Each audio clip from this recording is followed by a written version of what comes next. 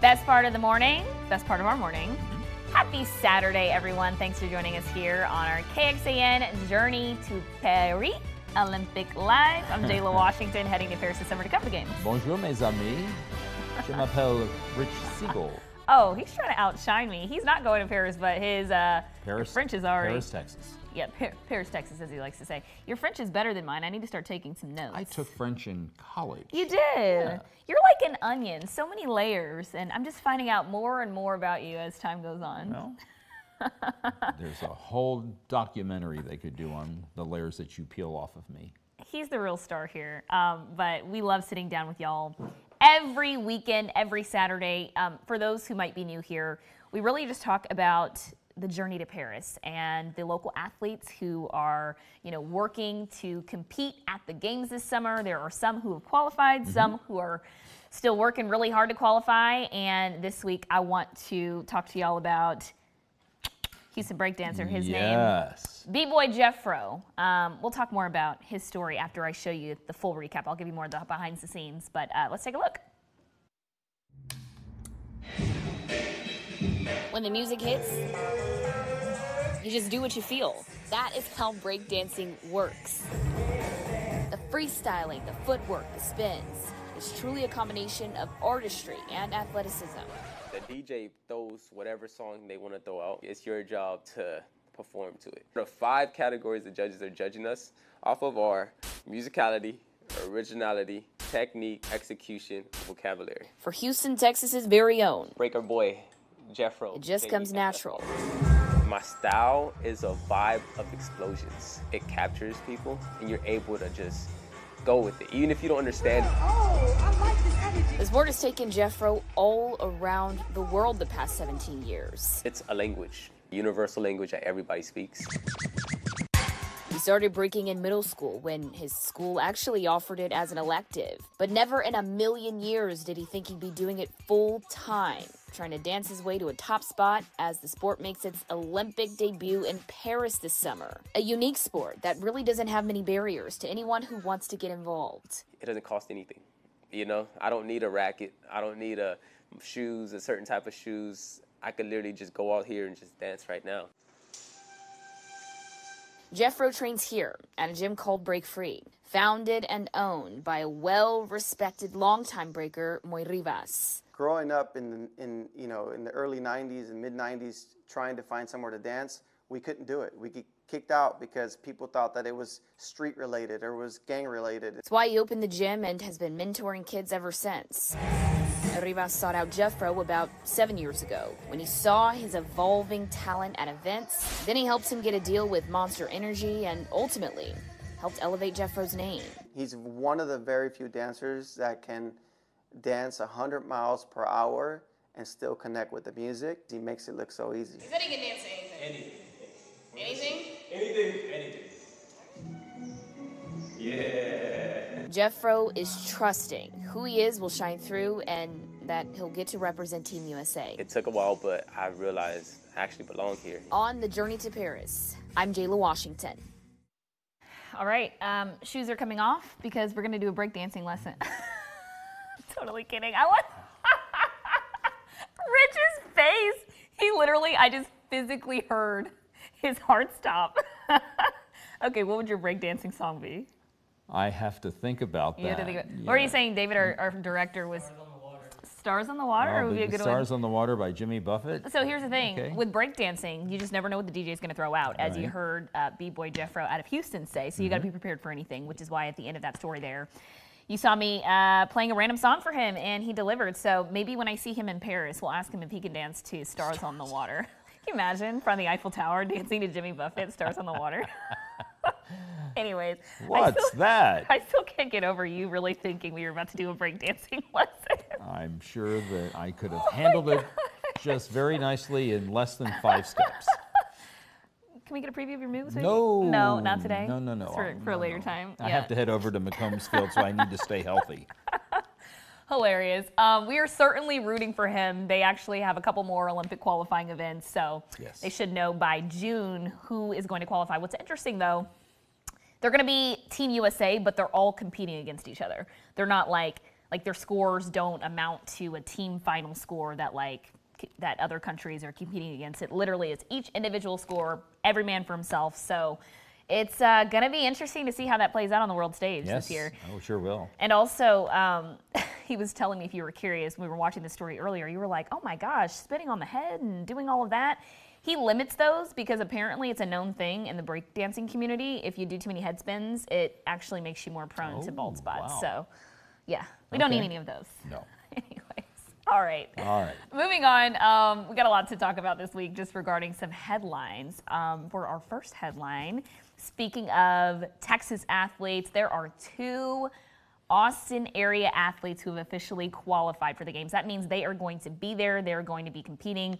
That first athlete, her name is Kate Nifton. Let's show a photo of Kate. There she is there. Super exciting because she is the first rower ever in Austin, according to her father, to qualify for the Olympic Games. So her father owns Texas Rowing Company, and that's how she kind of got involved with it. I'll tell you more about her story in just a second. The second athlete who qualified, he is a Paralympic.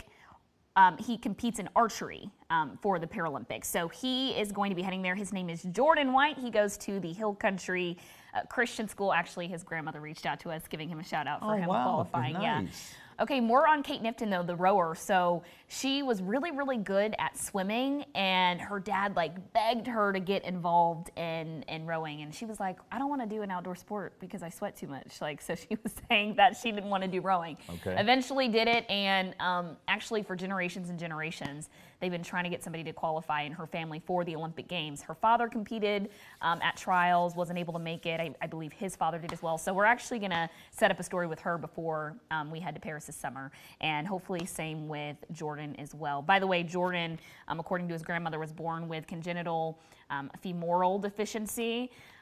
So he's just had lots of surgeries over the years, but still continues to persevere in his sport. And Kate Nifton, by the way, just had spinal surgery 18 months ago. 2 incredible athletes right here in the Austin area who are going to be heading to Paris to represent us this season. Excellent. Good luck to both of them. Yeah. Have you ever rowed before? Rowing it looks like a very complicated sport. I've canoed. You've canoed, yeah. Archery also looks complicated. So yes. Those are 2 athletes who I'm certainly going to be connecting with once we're over there. And again, we had people, their family members, reach out to us letting us know about them. So that's nice. Yeah, if you guys know anybody, maybe your neighbor, maybe your own relative, please reach out because that's certainly how we find out about those things. So, okay, that's headline number 1. Headline number 2, it is a big day for USA Gymnastics. Yes, I heard you tell somebody that. Okay, so let me just set the scene for you. Absolutely gonna be epic. So at the Core Hydration Gymnastics Classic happening today and tomorrow, of course, the GOAT herself, Simone Biles, is going to be competing there. But what's so big about this competition is she, alongside Suni Lee, and Gabby Douglas, yes, Gabby Douglas, who came out of retirement, is trying to qualify for the games, will all be competing. And what's so special about Suni Lee, Gabby, and Simone Biles all competing, this is the first time that 3 Olympic gold medalists, all-around champions, are going to be competing at a gymnastics invitational. And again, this is getting down to the wire here because gymnastics Olympic trials are happening in June. Can you believe Gabby Douglas is coming out of retirement? Yes. Bet you wish you were going there today. Oh my goodness, that is going to be absolutely epic. It's going to be happening, they're going to be broadcasting that today on Peacock, 7 p.m., and then tomorrow it's going to be at 2 p.m., those times all Eastern. But I was telling some of our colleagues earlier today, Gabby Douglas coming out of retirement and taking on such a hefty task of trying to qualify for the games is a lot. Imagine, you back in your younger days, you're still very young now, but imagine you back in your younger days, so many years removed from a sport and then coming out of retirement and trying to build. Yes. And with gymnastics, it's so hard on your body. So you really have to retrain those muscles. And muscle memory is definitely a thing. I'm sure she obviously is an Olympian, very talented. She knows how to do all of those skills still, but will her body and mind actually connect? Something tells me, though, that she's been practicing this knowing that she would be doing it today. Yeah, a lot of people, when we heard she was coming out of retirement, I think some people were skeptical if it was really going to be a thing. But yeah, now you got, Gabby Douglas and 2 other big names all really kind of, we're watching out for them at that meet today. So that'll be exciting. Our last headline brings me to another Simone Biles story. So the International Olympic Committee, I know Simone, it's a Simone show. It really is. The International Olympic Committee and Netflix announced that they are pairing up for a new docu-series. It's really, really cool. So this docu-series, it's going to be 4 parts, or rather 3 parts. It's a 3 Olympian-led documentary series, as they're calling it. The 4-part series featuring Simone is called Rising, and basically they will be following these athletes around, kind of giving people an inside look at their lives, as of course a lot of these athletes are at the heart of the Olympic Games. So we're talking about Simone Biles, Sha'Carri Richardson, Noah Lyles, and Shericka Jackson. They are all going to be featured on this brand new docu-series. Simone's part will launch in July, I believe. But yeah, it'll be really interesting because we haven't really heard much from Simone. We know she's been a little tight-lipped since she's kind of resurfaced this year. So looking forward to seeing what she does there. Yeah. So, also this week was pretty cool because got a nice little gift from our sales department. Before we show you what that gift is, we can show you now. I want to just give you a little backstory. So Rich and I, of course, are work best friends. Like, we love each other. We always support each other. We had a big sales event here in the studio, and Rich actually reached out to our sales department in secret. He thought it was in secret. I knew he did it. And nothing gets by you. No. Well, he's like, don't ask for a bag. I already asked for one for a friend. I'm like, who's your friend? You're like, don't worry about it, a friend. Anyways, I say all of that to say, Rich, I think, put the bug in our sales department's ear to Guilty really as charged. maybe think about putting together a little something for me. So thank you so much for that, Rich. I just want to kind of walk over here, though, real quick, because I want to point to some of these items. Rich, you can grab the beret.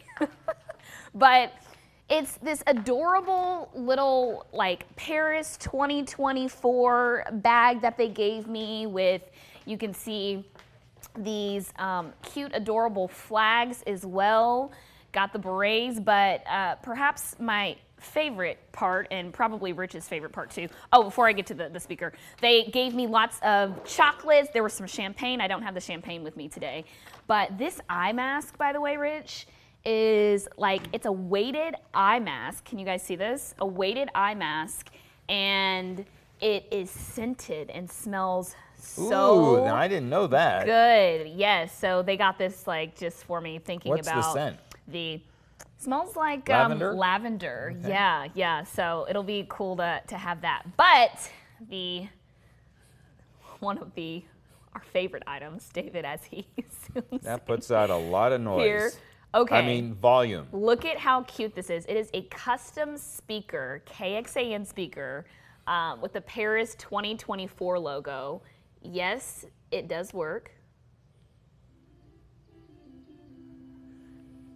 And it does play real music, and I thought we could put it to the test, Rich. Oh wait, that's not the one I wanted? No. That's not the song I wanted. No, but I was just so impressed by how loud this speaker gets, truly. Where is my song that I wanted? Stars on the Water? No, it wasn't Stars in the Water. What's it called? And I literally pulled it up and everything so that I could make sure I could play it for you guys. Let's see. I think it's called Paris. Oh no. There it is. Wait. Okay. Yeah. So I just want to leave you with this. Just really gets you in the mood. And of course, we had to bring these back out for today.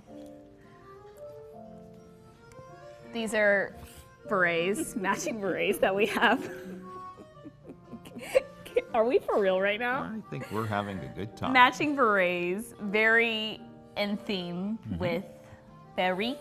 Rich got me this beret when I found out that I was going to Paris, so certainly we will make sure that we get use out of this, Yeah, I whether hope it's so. here in studio. I think I'm going to wear mine every weekend that you're not here, just so that, you know, people know why I'm wearing it is because you're not here. I feel like the black one would go better with my outfit today.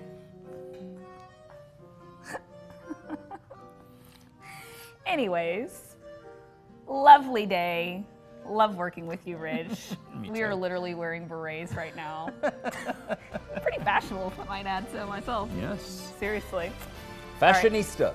The Fashionista. All right, y'all. That is all that we have for you today on our Olympics live stream. Thank you so much for tuning in. We'll continue to bring the fun, the fashion, the dance chocolate. moves, the chocolate, maybe eventually some champagne, and of course, all of the stories we love featuring local athletes. Thank you so much for joining us here on another week. Au revoir. Au revoir. We'll see you back here next time.